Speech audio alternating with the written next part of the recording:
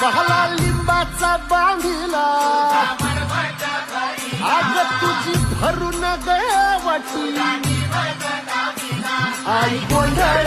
मांडीला ये ग तुझा घरा डोळी धरीला धरीला आईचा व्यवहारा